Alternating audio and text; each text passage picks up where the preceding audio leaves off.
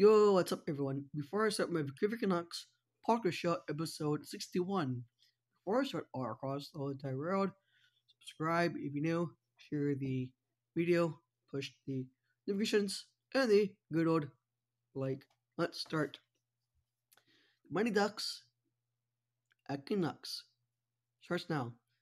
First period, Sam uh, Galagilio, 1 nothing. Now for the second period, Jake DeBrusk, 1-1. Teddy Bluger, 2-1. Carson Susie, 3-1 with a old school slap shot. And the third period, Brian Dumoulin to make it 3-2.